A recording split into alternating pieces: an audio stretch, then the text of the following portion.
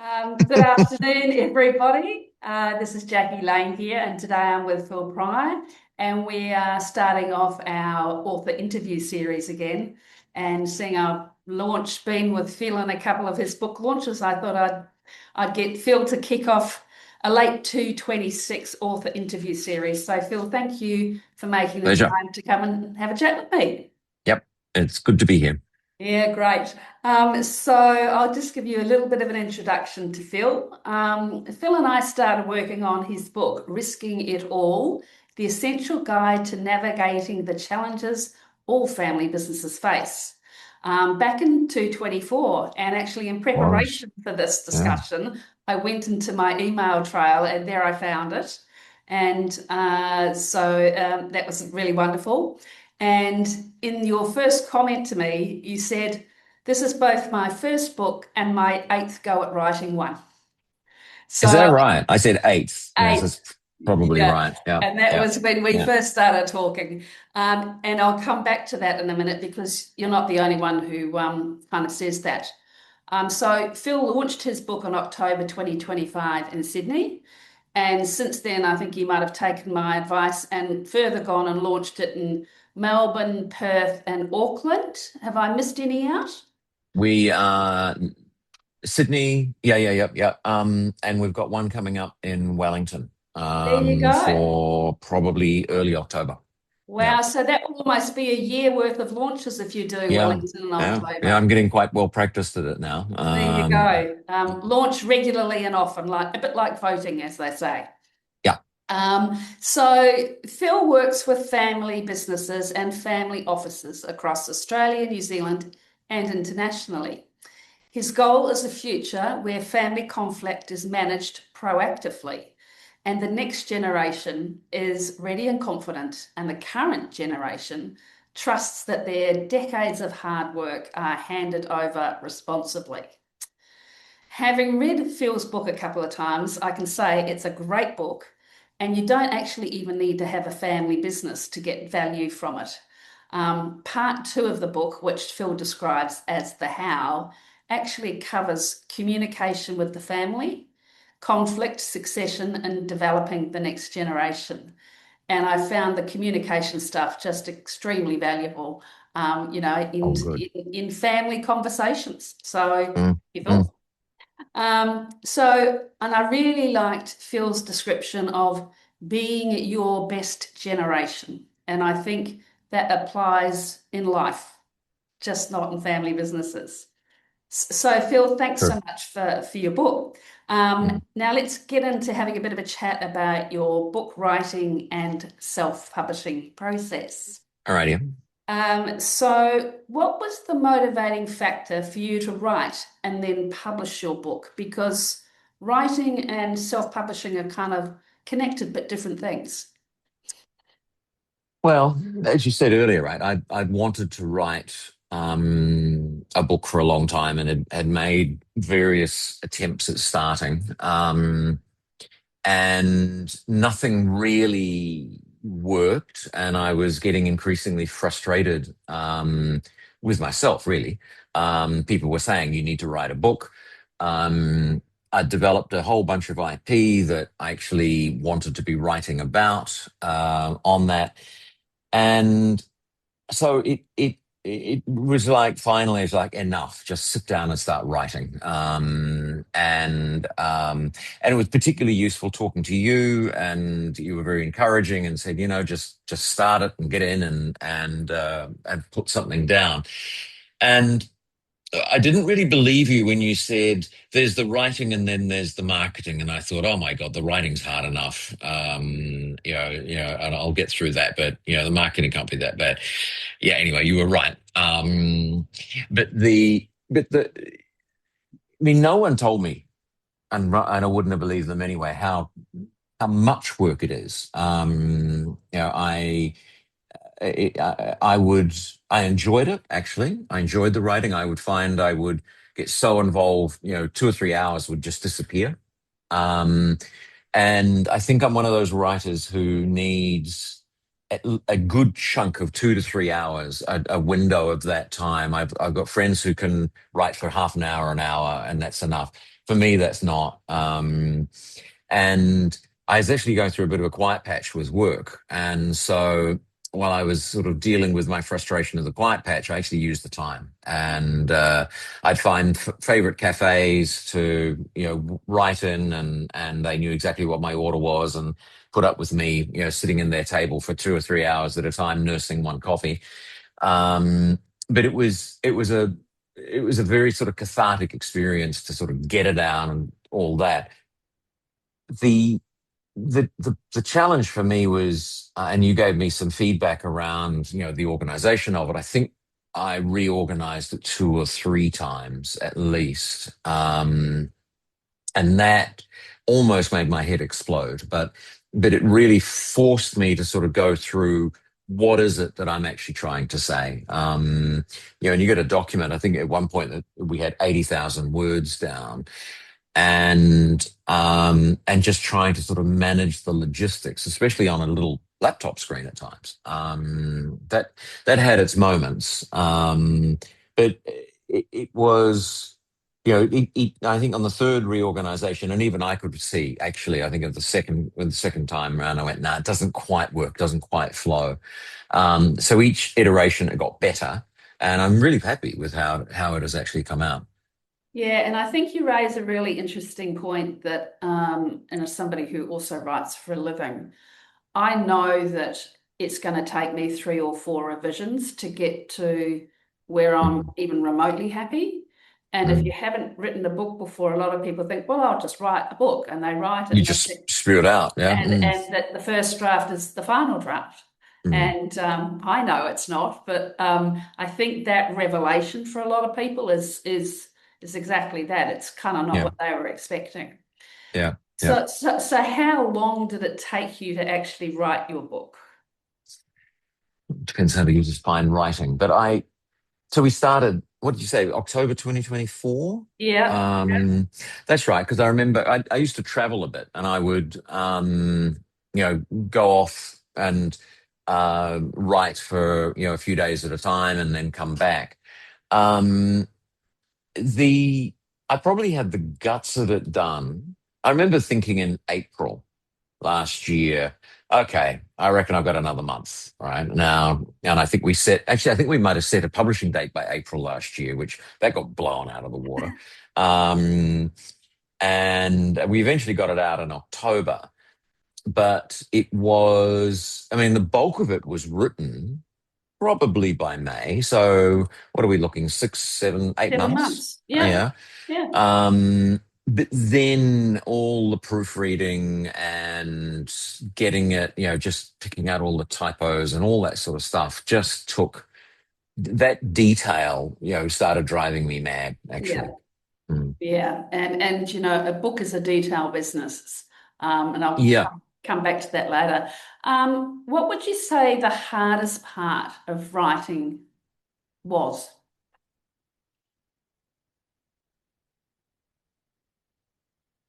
Um, yeah, it's a good question. I thought I would run out of stuff to say, but actually I didn't. Um, I I think the hardest part is because all this information's in my head, right? Mhm. And the challenge was, how do I put this down in a way that's going to make sense to other people? Um, I thought I had some fantastic humorous lines in there, and when I read them, they were, oh my God, that's completely shit. Uh, and so I had to, stop thinking I was the world's best comedian at times, and shift things around. But it was that reorganization or organization, perhaps that's the best way of putting it, of all the stuff that's in my head, which I can dump down on a page, but to then organize that in a way that makes sense. And there's a logic to the progression of what I'm trying to do. And then I found, one of the things I found was that I was repeating stories and using the same story to highlight a whole bunch of issues. So I have to quickly run through, well, not quickly, but go through the book, with the find and replace sort of function and go, okay, so I've used that story there, and there. Now, which one am I going to use it for, and what other story can I use? So there was that, and that was partly the effect of there's 80,000 words, right? It's a lot of text to sort of keep Yeah. your head around. And I think, you make that really great point is that kind of, and I have with this a lot of my clients, they have so much knowledge. And one of the things I say to them is, well, this is not a brain dump. You don't have to share everything you know in Mm, this book, number one. mm, And in fact, you shouldn't. And there may be, in fact, other books or other ways where you can use some of your content. And also to step back a bit and say, well, you've got all the stuff you want to share, but then you also have to look at it from the point of view of who you want to share it with and mm, what's most mm, important to them. mm. Well, I remember you saying that, right? Yeah, And because I think I was erring on almost giving all my IP away, yeah, and you said careful, and I that was very valuable, because I know there were some chapters where it's like, okay, I'm not going to go into massive detail mm, here, or there's a whole bunch of stuff where some of the models and the concepts. Yes, I've been very clear with that, but some of it is like, no, I need to just be a little bit circumspect. yeah, yeah, Mm, great point. Let's move on to the kind of production-y aspects of it, because again, a lot of people get really hooked up in the writing part, but there's mm. other bits too. Um, how did you find the process of book design and cover design and layout and reviewing the page proofs and getting a print-ready file? Were you kind of ready for that, or was that a surprise, or you know? Um, I think that one of the big surprises was, when does the proofreading stop, right? Their And bucks.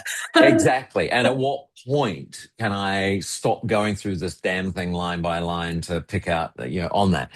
The so I had Tanya do the book Yep. cover, and that was a really interesting iterative process. Mm.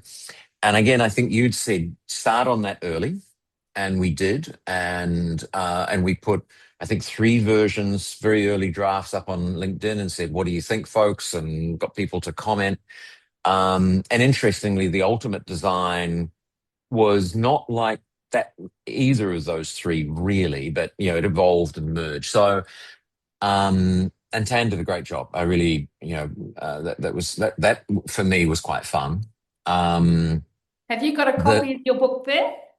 I do. Can you I hold up the have. cover? There we There go. is the So cover, it's a great and then it's cover. got It's a great thing on cover. the spine, and then Yeah. the cover, the back, and I guess I didn't really realize just what went into designing one of those damn things, right? There's all sorts of decisions that you were Yep. coming back to me going, okay, what about this? And there was something about that first page that's inside that I Yep. just saw it actually on the computer the other day. Um, so there was a learning curve Yep. in this whole thing, and I can't believe I'm saying this, let alone on the record, but I'm thinking of doing another one. But at least I feel a little bit more forewarned and Yeah. forearmed, Great. Great. with that. Um, but that process was fine. But and the it was just, I remember when actually I opened up the document and the guy who'd laid it all out ready to go to Ingram Spark, and that was fantastic. It's like, oh my God, Yeah. because when you see it as a Word doc, right? It's like, but then when you actually see it come to life on the page, laid out, that was great. That was really Yeah. fun. It's pretty special. It becomes Mm, real. It's really mm, real. mm, Some mm, people freak out at that point. So moving through to the publishing side of it, because, back in the dark ages, publishing a book literally meant printing a book, and X number of hundreds or thousands of copies. But now we have an option to do a print book, an e-book, and an audio book. What options did you choose, and what order have you chosen to do them in, or have you just chosen one? So no, so the print was the first one, Yep. and I'm a reader. I like physical books, and I have a stack of books beside my bed, which I'm still trying to get through. Um, the I always thought I would do an audiobook, and it's more just a matter of time that I haven't had to actually sit in a studio for a few days and read it. But that's very high on the list. And probably coming down the line is a sort of a digital version, but and that's fairly easy to do, I think. Yep. Yes. To get that out.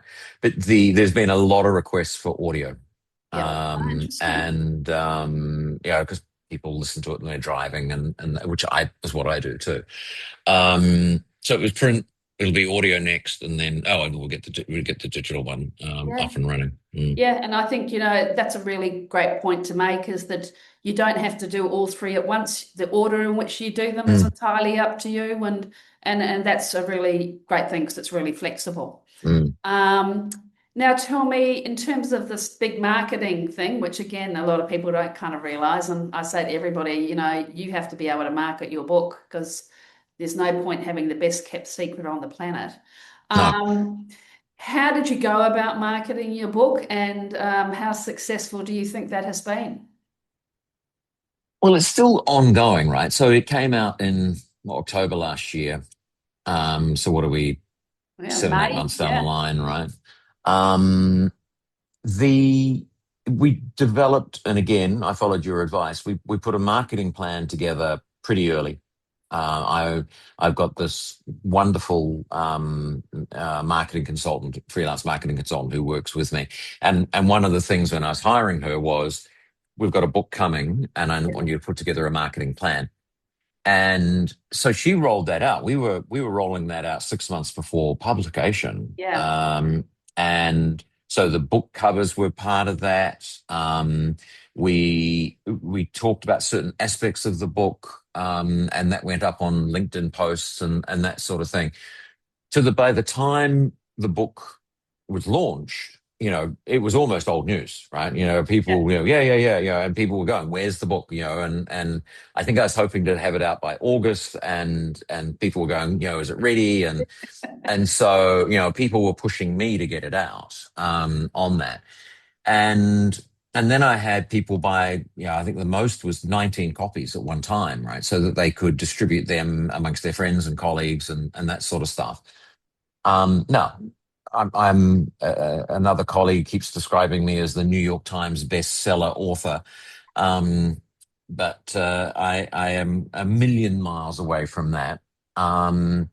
But it's we're still selling books at the moment on the website. I was at a conference where I did a presentation, and I gave 5 copies away at the presentation, which has then elicited a whole bunch of people buying online. So it's doing really well, That's with great. that. But that 6 month plan that Audrey put together has been brilliant.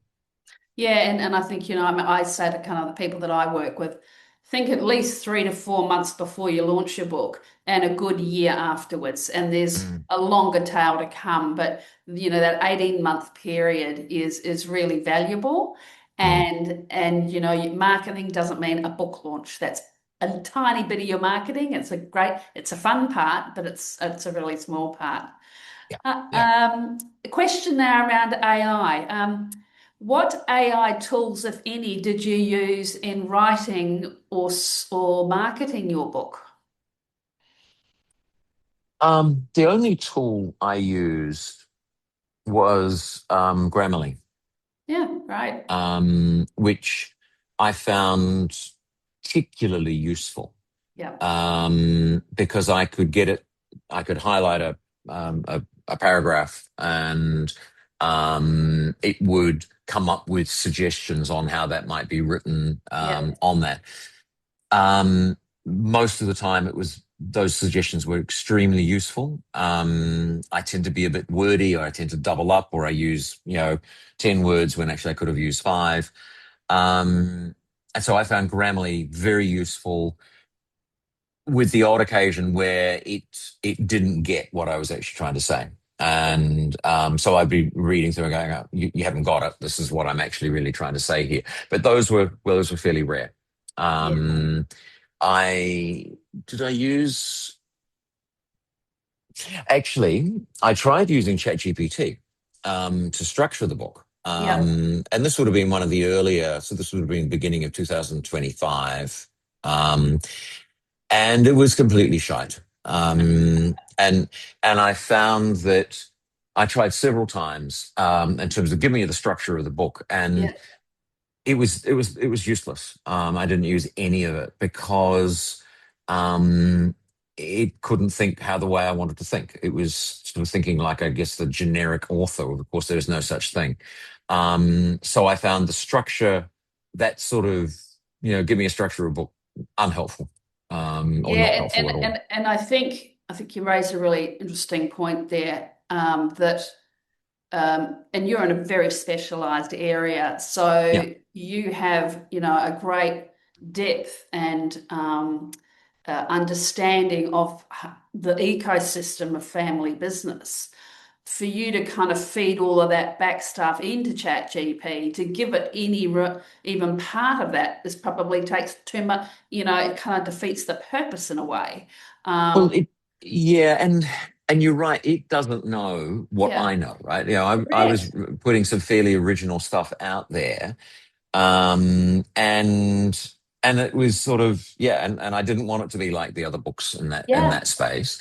So yeah, it was not much help at all. yeah. Um, And it's Whereas, an interesting point you make because, I'd say to people, Chat GPT is, so whatever they are, they're predictive word machines. And if you've yeah, got novel stuff or stuff that's not out there, which ideally you do, that's what you want. Yeah, it's almost like you don't want to share that with Chat no, GPT, number one. yeah. And B, there's no way it has that foresight and insight, really. So yeah. Actually, I think one of the things I did use it, which actually was quite helpful, was that once I had a pretty good draft of the book, I put it into ChatGPT and said, give me 12 blogs, Yes. um, Yeah. and that we can use as part of the marketing. Yeah. And that became part of the marketing thing. Yeah. And again, it didn't get it that accurate. There are a couple of the blogs that which are just total bollocks. And we scrapped them, and the others we might have used 50 or 60% of, Yep. just for a short Yep. blog, around that. So yeah, not that much use in some ways. Hmm. Mm. Okay, slightly different tack. We've maybe covered it a little bit. What do you think the book has achieved for you? Um, So the book has been brilliant. It is my best. It's the most effective business card I've got, right? Except it's just heavy. So trying to take 50 of these, in Yeah. my bag is a little difficult. Um, so for me, it was being able to actually put my IP down and publish it with a copyrighted thing Yep. on it is useful. It literally being able to walk into a room and go, here is a copy of my book, to clients is just priceless. And like I started with a client in New Zealand late last year, and I took copies of the book. Each person got a book. And at one point, 2 days later, I said, now, what we're talking about is this chapter in the book here. I need you to read that tonight, and then we'll come back to it tomorrow, sort of thing. Presenting at conferences and being able to say, there is a book here, people were snapping my hand off. So it's been, I mean, exactly what I wanted. It's not something I make any money out of, but as a marketing tool, it's been brilliant. Yeah, great. Good to know. Mm. Last question before we get onto the pop quiz. All Um, right. what was something surprising about your book journey that's happened or yeah, that you didn't expect? Hmm. Well, I didn't expect it to be quite so hard at times. My complaint is no one really tells you, but I wouldn't have believed them anyway. Um, I guess the other side of it was that For me, it took, I would, just sometimes like get your ass out of bed, go start writing. Um, but actually, it has been so worth it, right? The times I got grumpy and I was having to, yet again look through and find the typos and so on. But actually, having done it has been a fantastic experience on that. So actually, I mean, you've achieved something. I mean, Yeah, most people don't write and publish a book, so yeah, that's right. it's That's pretty right. Yeah, cool.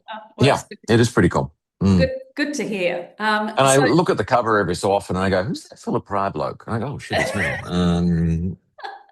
and it's a great cover. I mean, well worth the multiple iterations Yeah, we had to yeah, go yeah, through to get there. yeah, yeah, Um, yeah. okay, well, thank you for that, Phil. Now I've got a bit of a pop quiz that I ask everybody, Okay, all and right, this won't hurt. Um, okay. how do you normally read? Ebook, print book, or audio? Print, Print. very much print. Yeah. Where's your best place for reading? Couch, bed, yacht, or other? Bed and yacht. There we go. Yeah. So there's nothing like sitting in the cockpit at night reading or in the morning. Yeah, no, no, it's great. Oh, there you go. Now, marking books. Are you a page folder or a post-it note person, or do you write in books? I used to write in books. I've got a book from that absolutely seminal textbook that I had in my late 20s, and I've still got it, and I can still see all the underlined passages. Um, these days, much less so. So I tend to, and I feel a little bit ashamed to admit this, but I tend to fold the page over on that. Um, when I travel quite a lot, so I get quite a lot of when what's the thing you hand in to show that you can get you got your seat on the plane, Oh, yes. Yeah, yeah, boarding pass. boarding pass thing. So those make very good book marks as well. I find. But yeah, that's probably around it about it, Okay. Reading style. Are you a read a few, skip a few, or read from beginning to end? beginning to end. Oh, I Yeah. love you already. Outside business, are you fiction or non-fiction? I read a lot of fiction because it turns my head off, turns my brain off. Um, and I quite like quite involved. Like I like quite a lot of historical novels. I've read most of the Lee Charles and so on, but I get bored because they get very predictable. Um, but it's more fiction. Okay. And sharing books, are you a hoarder or a giver? I'm an owner of books that are boomerangs. Ah, And so I don't mind sharing, but they've got to come back. And so and I've got a whole bunch of important books, and whether it's on sailing or whether it's on this area or whatever it is, right? So I will share like that one I mentioned where I've got the underlining. I have actually just lent that to one of my colleagues, and I'm getting slightly nervous because it's like I want it back now because it's yeah. such an important book for me. Interesting, isn't it? Yeah, I'm a sharer, but I find it very difficult to keep track of who I've shared Oh, books with. that's the problem. That's the problem. Yeah, yeah. And I kind of really don't remember, but when I go and get it and it's not there, it's like, oh, Mm, and mm, mm. and sometimes I've just had to go and buy the book again. Yeah, yeah, exactly. Yeah. So writing style, and you talked about proofreading. In terms of the language you write in, are you writing in Australian English, like Oxford English, or US English? Kiwi English. Yeah, Kiwi Um, English. so I very, and I think one of the versions of my preface, which I think we took out, was that, this is going to be, Australian English spelling or Kiwi spelling, not replacing all S's with Z's and all that sort of thing. So, um, and I also mentioned that there was a bit of swearing in there as well, because one of the Yeah. poems I put in had a few interesting words. But yeah, no, I guess it would be the sort of English Kiwi Australian style. Yeah, and actually a really important thing. And I say to people that I'm working with, it's kind of you actually need to make a conscious decision about Yeah. that, Mm. and sooner, Mm. as soon as you possibly can, because it Yeah. is such a Yeah. pain in the neck to have to go back and fix it all up. Because So it's a style thing, isn't it? correct, I guess correct. that was the other thing, right? I remember asking you in terms of what style should I use in some areas, and you said, "Well, pick one." Um, Yes, and if you should know what that actually meant. Yeah, and that was actually quite interesting, because I thought, well, there's got to be all these rules, but you said, no, pick one, but stay consistent with it. Yeah.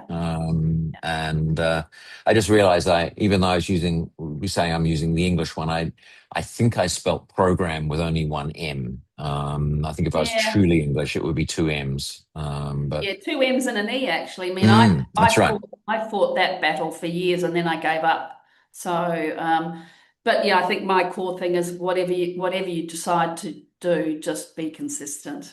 Yeah, Um, yeah, and I think it just goes to that level of quality, because some people say, "Oh, does it really matter?" And I go, "Well, it matters to me, and it's also probably your reader might not pick it up consciously, but it all adds to the overall quality of your yeah, book."